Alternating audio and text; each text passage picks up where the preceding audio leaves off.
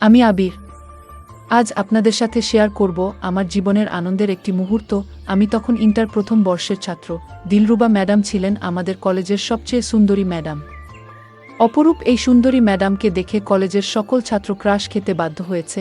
এই ম্যাডামের ক্লাস সবসময় হাউসফুল থাকে। শুধুমাত্র ম্যাডামকে দেখার জন্য আমরা কলেজে যেতাম। তিনি আমাদেরকে ইংরেজি পড়াতেন। অসম্ভব সুন্দরী দিলরুবা ম্যাডামের পা পর্যন্ত চুল ছিল। পাতলা শাড়িতে ম্যাডামকে তামিল সিনেমার নায়িকাদের মতো লাগত। পরে অবশ্য একদিন জানতে পারলাম ম্যাডাম বিবাহিতা। উনার স্বামী ও দূরের একটি কলেজের অধ্যাপক। পরিচয় গোপনের স্বার্থে নিজ কলেজ কিংবা ম্যাডামের স্বামীর কলেজের নাম বললাম না।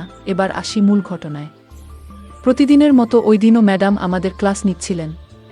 তখন হঠাৎ ঝড় হয়।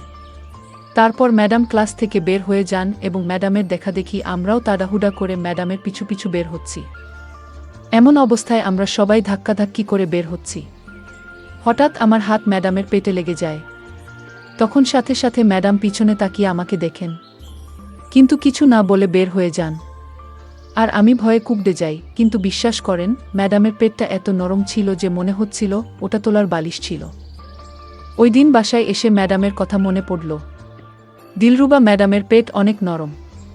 ম্যাডামের কথা মনে করে রাতে আর ঘুম হলো না। পরদিন কলেজে গিয়ে ম্যাডামের সাথে কয়েকবার দেখা হলো। ম্যাডাম বারবার আমার দিকে তাকাচ্ছিলেন। ম্যাডাম কখনো কারো দিকে এতক্ষণ তাকান না। আমি তার দৃষ্টি লক্ষ্য করলাম।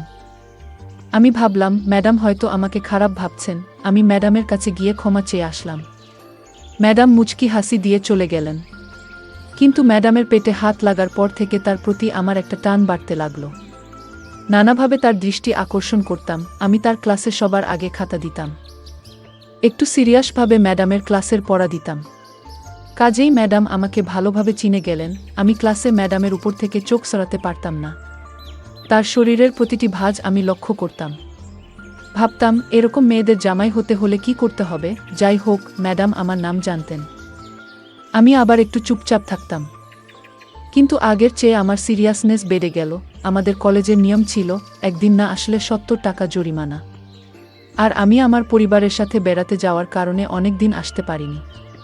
তাই জরিমানা মওকুফ করানোর জন্য ম্যাডামের কাছে গেলাম। ম্যাডাম শিক্ষক রুমে একা বসেছিলেন। আমি ঢুকতেই বললেন, কি হয়েছে আবির? আমি বললাম, জরিমানা মাফ করতে এসেছি। ম্যাডাম বললেন, কত টাকা? আমি বললাম, ১০১০ টাকা। ম্যাডাম বললেন, এত টাকা হলো কিভাবে?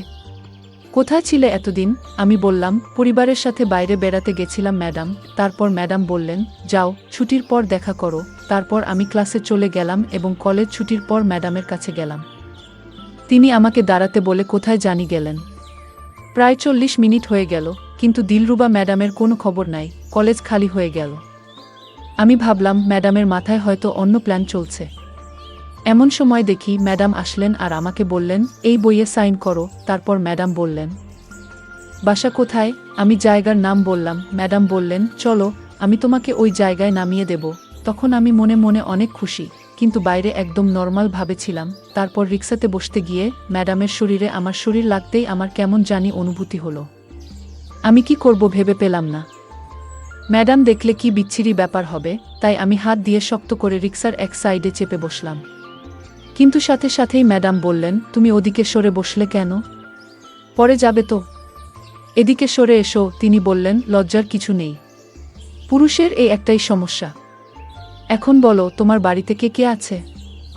আমি লজ্জায় কিছু বলতে পারছিলাম না। ম্যাডাম বললেন, বাবা মা আছে বাসায়। আমি বললাম, না, তারা গ্রামে থাকে। আমার বাসার সামনে চলে আসলাম। ম্যাডাম আমাকে তার নাম্বার দিলেন। তখন আমি বললাম, আপনার স্বামী কি ভাববে? তিনি বললেন, স্টুডেন্টরা ম্যাডামকে কল করতেই পারে। তারপর ম্যাডাম আমাকে আমার জায়গায় নামিয়ে দিয়ে চলে গেলেন।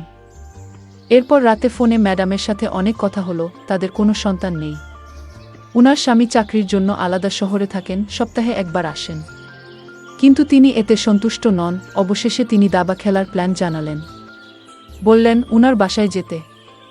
আমি ভয়ে প্রথমবার উনার বাড়িতে যেতে অস্বীকৃতি জানালাম। তারপর বললেন, কলেজেই আমাদের কাজ হবে। সবাই চলে যাবার পর ৫ নাম্বার রুমে আমরা খেলব। ওই রুমটা সবসময় খালি থাকে। পরদিন অনেক সেজে কলেজে গেলাম। ম্যাডাম আমাকে ডাকল। আমি মনে মনে বললাম, আজকে তাহলে আমার স্বপ্ন পূরণ হবে। ছুটির পর সবাই চলে গেলে ম্যাডামকে নিয়ে ৫ নাম্বার রুমে ঢুকেই ম্যাডামকে একা পেয়ে জড়িয়ে ধরলাম। ম্যাডামের শরীরের গন্ধ আমাকে পাগল করে দিল। তারপর আমি জোর জোরে কিস করতে লাগলাম। তখন মনে হচ্ছিল তার সারা শরীরে যেন আগুন বইছে। ম্যাডাম ঘন ঘন শ্বাস নিতে লাগলেন, যা আমাকে গলিয়ে দেওয়ার জন্য যথেষ্ট। এভাবে একে অপরকে আদর করতে করতেই ১০ মিনিট কেটে গেল। তারপর আমি ম্যাডামকে নিয়ে খেলা শুরু করলাম, যে কিনা অন্য এক পুরুষের সম্পদ। আমি অবাক হয়ে তাকিয়ে তার সৌন্দর্য অনুভব করতে লাগলাম। ম্যাডামকে দেখতে কি অপরূপ সুন্দর লাগছিল। বুঝতেই পারছিলাম ম্যাডাম পুরোপুরি প্রস্তুত হয়েই এসেছেন। তারপর ম্যাডাম বললেন, এত দেখার সময় নেই, ছটপট আমার পুকুরের সাঁচেতে জল খেয়ে নাও আর তোমার ওইটা পুকুরে ফেলে দোলাতে থাকো। আমিও ম্যাডামের কথা শুনে সাঁতার কাটা শুরু করলাম। আহ, কি সুখ! বহুদিন পর নিজের স্বপ্ন পূরণ হচ্ছে। অধিক সাঁতার কাটার কারণে আমি মাত্র ৫ মিনিটের মাথায় নিজের নিয়ন্ত্রণ হারিয়ে ফেললাম। এরপর ম্যাডাম বললেন, ভালোই তো চলছিল, তাহলে এত তাড়াতাড়ি কেন সাঁতার বন্ধ করে দিলে? আমি বললাম, আপনার এই অপরূপ সুন্দরী শরীর দেখলে যে কেউই নিয়ন্ত্রণ হারিয়ে ফেলবে। ম্যাডাম বললেন, ঢং করা বাদ দাও, এখন আমার পুকুরে সাঁতার কাটো। আমি বললাম, মিমি ২-১ এর মধ্যেই আমি সচল হয়ে যাব। তখন ম্যাডাম বললেন, কলেজে এত সময় নাই, এখন চলো। তুমি সন্ধ্যার পর আমার বাড়ি এসো। আর আসার সময় একটা ট্যাবলেট কিনে নিও। সারা রাত থাকতে হবে আমার বাড়িতে। কি পারবে তো?